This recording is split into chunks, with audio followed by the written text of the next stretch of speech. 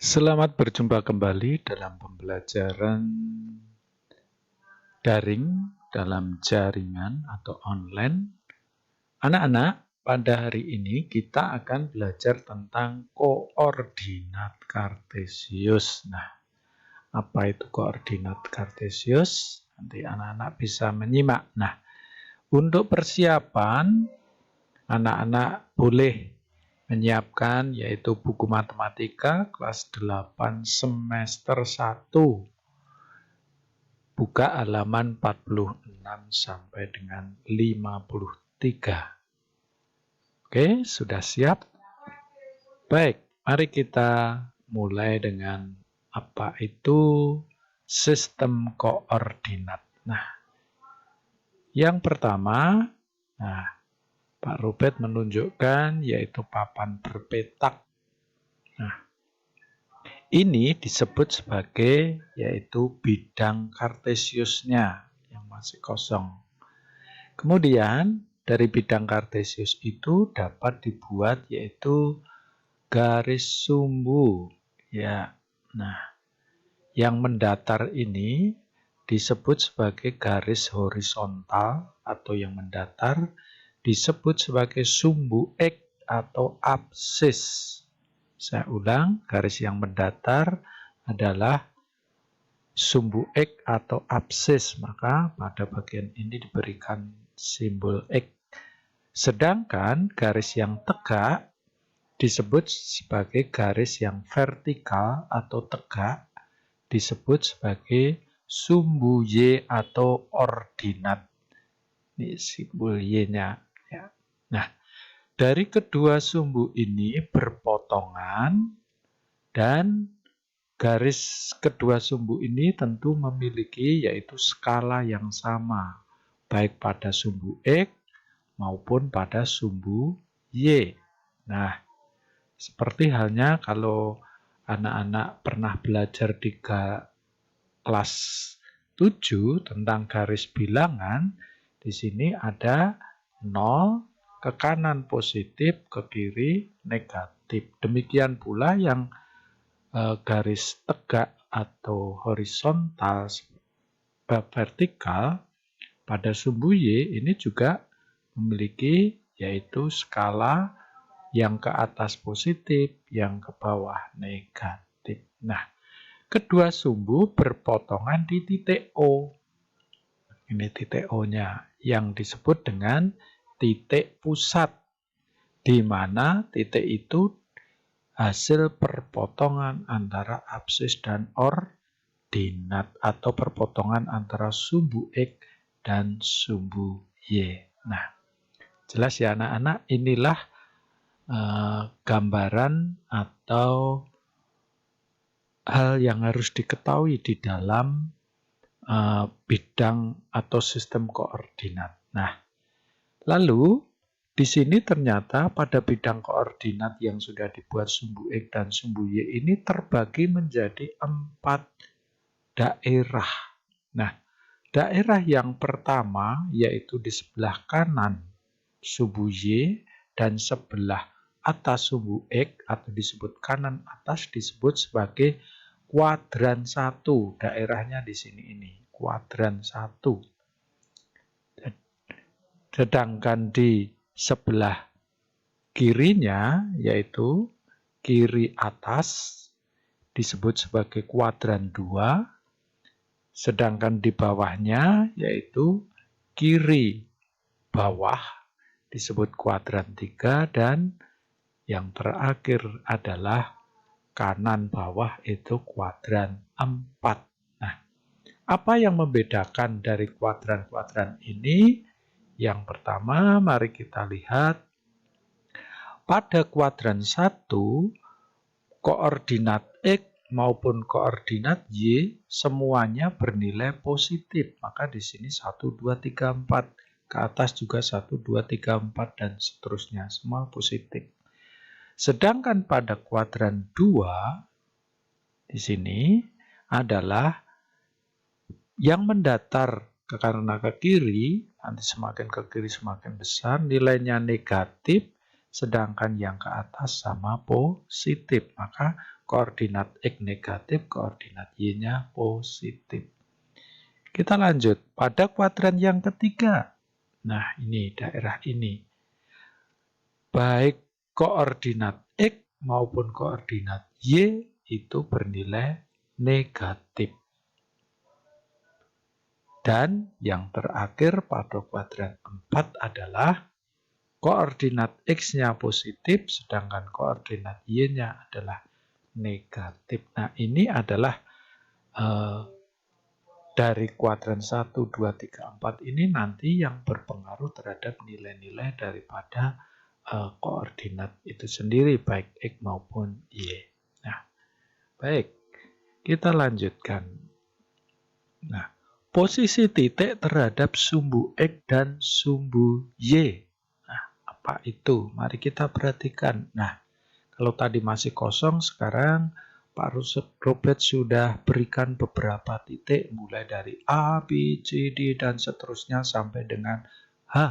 Nah, tentu dilihat dari masing-masing titik ini, kalau dibedakan letak titik itu di mana, ya tadi memiliki kuadran yang berbeda. Masih ingat? Titik A dan B berada pada kuadran 1, titik C dan D berada kuadran 2, titik E dan F kuadran 3, dan G dan H berada pada kuadran 4. Nah, dari masing-masing titik-titik pada bidang koordinat kartesius itu memiliki jarak terhadap sumbu X dan sumbu Y. Saya ulang, titik-titik pada bidang koordinat kartesius memiliki jarak terhadap sumbu X dan sumbu Y. Pak Robert ambil contoh, yaitu titik A. Nah, titik A itu berjarak 3 satuan dari sumbu Y. Ingat sumbu Y yang tegak.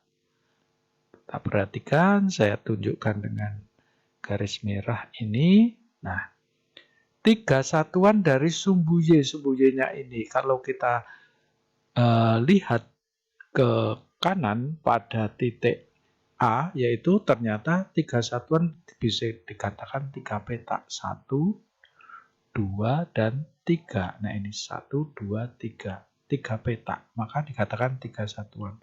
Sedangkan titik A juga berjarak 6 satuan dari sumbu X yang mendatar. Mari kita lihat. Perhatikan. Nah, 6 satuan berarti dihitung dari garis ini sampai titik A itu ada 6 petak. Nah, ini dikatakan posisi daripada titik A. Jadi dikatakan lengkapnya titik A berjarak 3 satuan dari sumbu Y dan berjarak 6 satuan dari sumbu X. Keduanya harus dilihat dari sumbu X maupun sumbu Y.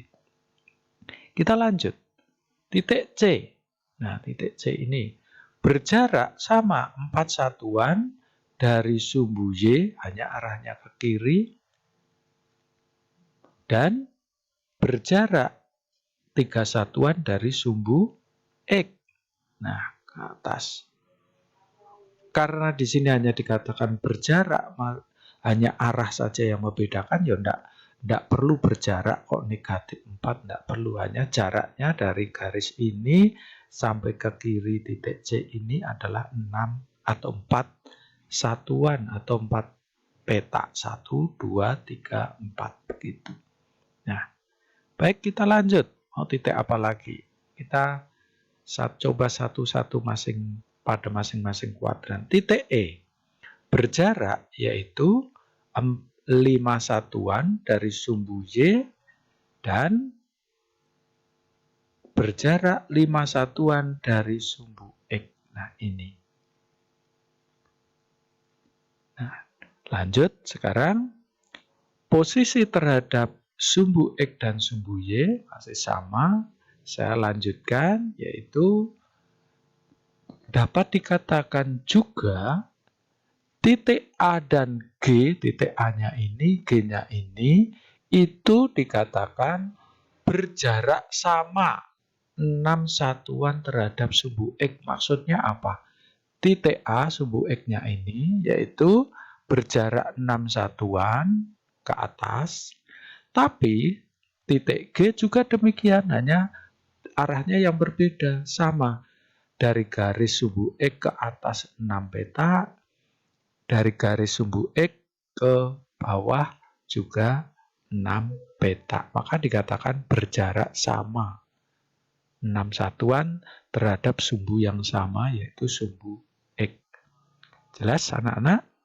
Lanjut. Titik A dan F. A dan F. Nah, kalau kita perhatikan di sini, yang dilihat bukan lagi sumbu X, tetapi sumbu Y. Titik A dan F berjarak sama 3 satuan terhadap sumbu Y. Mari kita lihat.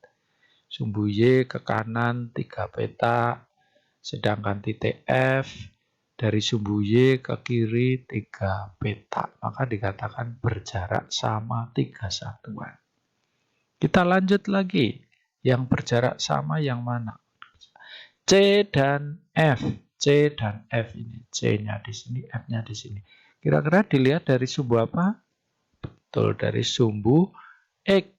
Berarti 3 satuan ke atas, dari sumbu X ke atas 3 satuan, dan demikian pula F juga memiliki jarak yang sama, 3 satuan, hanya arahnya ke bawah. Nah, ini dikatakan berjarak sama. Satu lagi, barangkali titik D, E, dan H. D, E, dan H. Dilihat dari apa? Yaitu sumbu X yang mendatar. Sama. Berjarak sama 5 satuan. Kita lihat. Nah, dari sumbu ke H 5 satuan. Dari sumbu X ke E 5 satuan.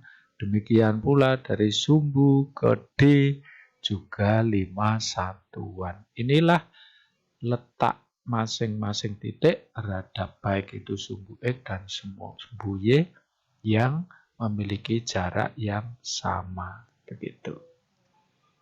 Bisa dimengerti ya?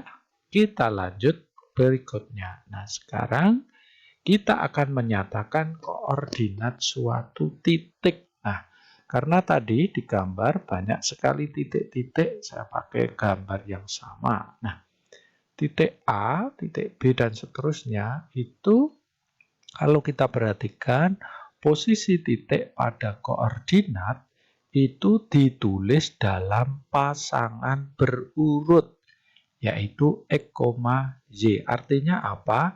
Dilihat dari sumbu X-nya dulu, baru kemudian dilihat dari sumbu Y. Misalkan, ya kita lihat titik A. Nah, itu tadi berjarak 3 satuan, kemudian ke kanan. Nah, X-nya yang mana? Kalau A ini berada pada koordinat berapa? Ingat, X, Y. Berarti X-nya adalah 3, dan Y-nya 6 bertemu di sini. Yaitu dikatakan titik A 3,6. Jangan terbalik ya, sumbu X dulu baru sumbu Y. Nah, maka dapat dituliskan posisi titik A memiliki koordinat 3,6. Sedangkan titik-titik yang lain dapat kita lihat pada tabel. 3,6 berada pada kuadran 1. Kemudian titik C, yaitu ini, -4,3 pada kuadran 2. Dan seterusnya. Anak-anak boleh perhatikan nanti bagian yang titik-titik itu bisa diisi sendiri. Nah, selanjutnya, nah ini. Itulah tadi tentang bagaimana kita belajar tentang bidang koordinat, baik menyatakan titik maupun letaknya. Oke, anak-anak, selalu belajar dan tetap semangat. Terima kasih. Sampai berjumpa kembali di pembelajaran selanjutnya.